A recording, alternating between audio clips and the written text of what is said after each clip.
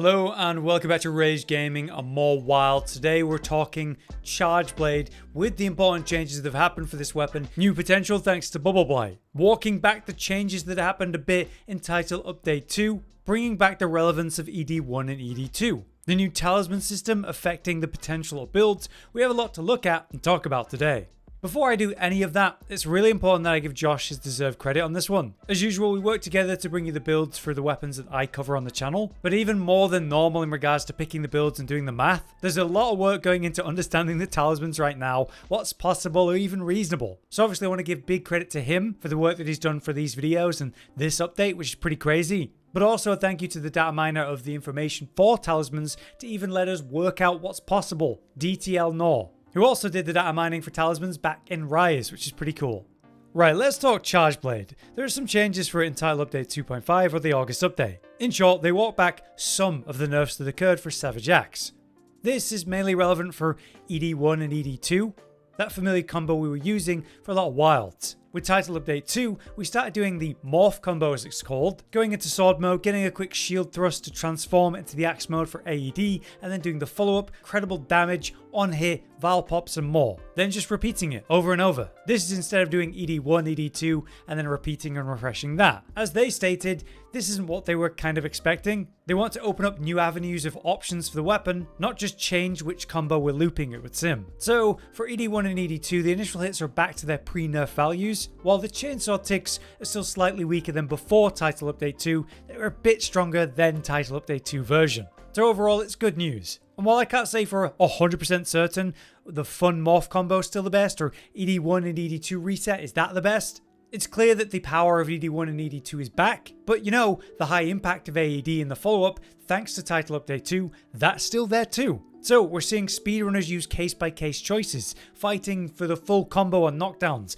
performing short ED2s without the chainsaw, so they can make it all the way to AD in the follow-up. So it appears at the moment, and I hope it's the case, you can use the full 4 attacks of this combo, sometimes skipping to AED for the morph combo, or maybe just doing ED1 and ED2 as a shorter neutral. It's all based on the situation, which suggests that Charge Blade is a bit more varied as it should be. We'll have to see how it turns out, but I think it's looking good. In regards to builds today then, we have two main setups. We have Raw and of course the familiar Element, with Element being your best choice. Having said that, Raw is still going to be a very valid option and is always going to be great for people who don't want to worry about having various Element Artian weapon setups in their ideal states. But just to be clear, Element Savage Axe is fantastic thanks to the new Talisman options, the buff to Mizu's 2-set bonus, which means very high coalescence uptime, so matching the element to the weakness of the monster is going to be your ideal option. But if you want to go raw, we will present that today. Now let's quickly explain the Mizu 2-piece change. They took Bubbly Dance 2 and slapped it into Bubbly Dance 1. The thing we care about here is the fact that by evading multiple times, you can trigger minor Bubble Blight on yourself with this 2-set, which was not possible before. It's 3 rolls and then you get it. Minor Bubble Blight lasts 15 seconds, and you get Evade window as a little bonus. After 15 seconds or taking a hit, you lose Bubble Blight. But it's a blight, so when you clear that blight, it triggers coalescence as it should for 30 seconds. This gives us a new way to get this element bonus, and makes it more reliable, because if you combine that of course with the gore stuff and the usual frenzied cleansing, it's going to give us a lot more uptime on coalescence like never before, which is big for element builds as we'll look at. Let's take a look at the Artian setup for your Raw and Element. For your Raw setup, I'd recommend you run Paralysis with it. Of course you can run Blast instead, but I like the CC that it provides. Either way, with our Impact Artian weapon, we're running Attack Infusions, and then for the Reinforces, it's 3 attack and 2 sharpness. You could indeed go for 4 attack and 1 sharpness, but I find this was problematic. That's because you can't get extra levels of handicraft on an artillery duel, an offensive decoration that's very important for Raw. So I advise 2 sharpness boosts for your reinforcement bonus, and that should be easier to get anyway than 4 attack boost, which I think is a good thing. On the other hand, for your Artian Element, it's a familiar setup as before. Attack Infusions, but this time we have the Element boost because they give a hefty 50 per for Charge Blade, and then we just have the 1 sharpness boost because unlike Raw, we can actually fit 3 levels of handicraft into our offensive decorations to help with the sharpness anyway.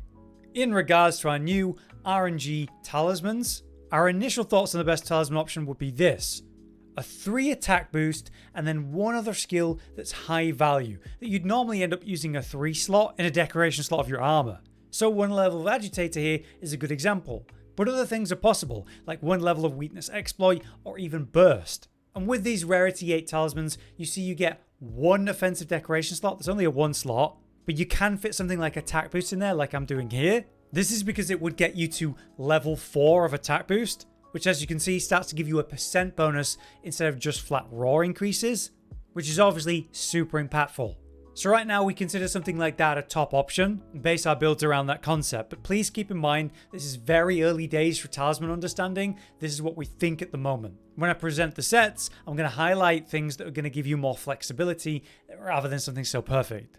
So let's get into the sets, starting with your element set. As you can see, we've got a couple of setups here. It's just based on which element you've got. So no matter which element you're running here, it's going to be gore helm in beta, Mizu chest in beta, gore gloves in alpha specifically, the Zoshia waist in beta, and Mizu legs in beta. With that, we have the talisman I've just highlighted, 3 attack boost, and then 1 level of either agitator, burst, or weakness exploit would be ideal. This rarity 8 talisman has the offensive 1 slot, which makes these decoration slots possible. It's important to consider for the element set that the talisman that I have here has 1 armor slot for it. This allows us to fit that 3rd level of antivirus. If that's not possible for you, then you can drop the set skills down to say 2 burst, just to make this happen in the meantime. For the offensive decorations then, we have the element that's correct, like fire in this case, then a bonus level of handicraft. Then we have load shells at the max level of 2 with that bonus level of handicraft. And finally, 3 levels of rapid morph with another bonus level of handicraft to help our sharpness. Then I use these decorations to achieve this skill list overall. Full agitator, 3 constitution, 3 burst, 3 max mai, full coalescence antivirus, a bit of bonus evade window, and then we get these set bonuses, the 2 gore piece, the 2 mizu, which will really help with coalescence. Let's discuss this talisman and other options you might run instead. Maybe instead of having 3 attack, you have 3 element attack here. Maybe you got the 3 rapid morph or the 2 load shells here. You're just going to need the second skill to be at least 1 weakness exploit, 1 agitator, or 1 burst, and having that slot free for the antivirus. You can rejig this however you like based on your talismans, and if it ultimately results in you having less attack boost than I have, then yeah, you'll have less effective raw, but oh well. You may very well have other bonus skills that I don't have because of your different talisman setup, which could be great.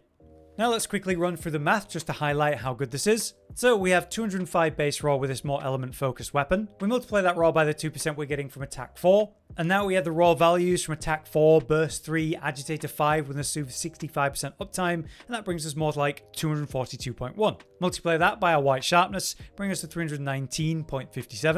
And then we have a 70% reliable affinity. Thanks to max might, antivirus 3, the base Artian, and again agitator 5 with the 65% assumed uptime. In this setup we have no crit boost though, so we just have the 25% damage increase that provides for crits, but with the 70% affinity it's more like 17.5 damage increase. So we multiply that by a last number and it brings us to 375 effective roll, which is pretty damn decent for an element focused setup. But for this, of course, we care more about the element, which is going to be where a lot of the damage comes from, which is pretty incredible with Charge Blade in general. But with this setup, we have reliable coalescence, so we're pushing the element as high as possible, often reaching towards 940, which is just below the cap, which is an insane thing to have, like almost all the time. Anyway, our base element with this weapon with the boosts is 500. Multiply that by 20% from LA Attack 3, that brings us to 600. Coalescence gives us 30% increase. So that brings us to 780. Then we have LA Attack 3 and Burst 3 for the flat numbers, so that's 160, bringing us to 940 total element, which is very reliable because all we need to do to maintain coalescence is a few rolls to trigger Bubble Blight here and there, on top of the Frenzy Cleanse. Anyway, let's debloat 940 down to 94 for the true element there. Multiply that by the white sharpness, which gives us 15% more, bringing us to 108 effective element, which is absolutely insane as a reliable effective element, combined with a decent raw behind that in combination. So this is really good. So you run that for whatever element you choose to run, fire, thunder, water, ice, or dragon, and just change the loadout based on what the main element is. So you've got dragon attack or fire attack or whatever it is you need in the different setup. But now let's talk about raw. If you don't want to faff with elements, completely understandable, and there are great perks to this, like the artillery skill, and general improvements to raw for Charge Blade in this update. To cut to the chase then, we're running the Ray Gamma for the helm, Gore Beta for the chest, Ray Gamma for the gloves, the Gore Beta for the waist, and the gamma of duna for the legs. Again, using the same talisman concept as before, with the 3 attack boost and either 1 agitator, 1 burst, or 1 weakness exploit based on what you might have. We'll provide the other options you might have instead of that in a moment. For the decoration list then, let's look at the offensive decorations first. So we've got Rapid Morph at its full level with a bonus handicraft, and Load Shells with a bonus level of handicraft. And now, instead of having any element anything, we of course have the artillery skill, which is going to make those charge blade vial attacks simply much stronger. We use these decorations to achieve this skill list of full agitator, 3 constitution, full max might, antivirus, random quick sheet just because of the set, 2 witness exploit, bonus evade window, bonus evade extender, the 1 burst is the most important thing there. This time giving us the 2-piece for Ray Dow and Gore once again. Because we're wearing 3 pieces of gamma though, we get Lord Soul, Guts Tenacity. That's a 5% increase for your base roll on the weapon, which is really nice. To highlight my specific talisman versus other options you might go for instead then, again, somewhere in your talisman you're going to need at least 1 weakness exploit or agitator or burst to make it work. And then you could replace, say, the 3 attack for 3 artillery or rapid morph or load shells. Artillery probably the best option here because it's one of the few offensive skills that we can't get like a bonus level of handicraft or something on. And then you just might slot in attack in that space instead in your weapon. Of course, overall, if you're dropping some attack boost through the changes you have to make because of your talisman, that is completely fine, and you look for the perfect thing long term. To then look at the math for this one, we start with 220 base raw here. They get a 7% increase from Guts Tenacity, but also attack 4 in this case, bringing us to 235.4. Then we had the flat raw, so we've got attack 4, we got burst 1, we got agitator 5 with again assumed 65% uptime, bringing us to 264.4. Multiply that by the white sharpness, bringing us to 349. We have 80% reliable affinity thanks to max might, weakness exploit 2, antivirus, the base on the Artian, and agitator 5 with the 65% assumed uptime. Now we have no crit boost in the build, so that's more of the default 25% damage increase for that, but with 80% reliable affinity, that brings it more down to say 20%. So we multiply that by our last number, 349, bringing us to 419 effective raw. So a very strong raw set if you don't want to use the elements.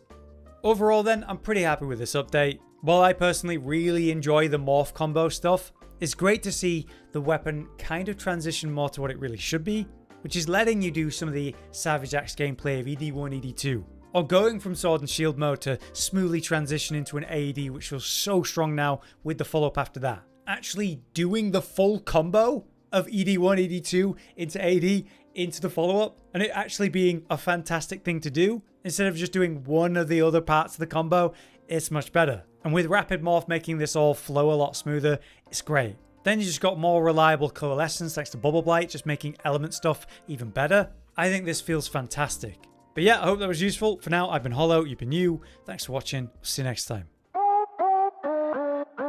Josh, Cotton, and Hollow with the videos, dropping the humor like a hammer on your tippy toes, bringing entertainment on a daily arrangement to take our insanity and turn it into entertainment. Yes, I said entertainment twice, to reiterate that it is nice to look into your faces on a mostly daily basis when you let us in your homes to make the whole world a stage. Goodbye.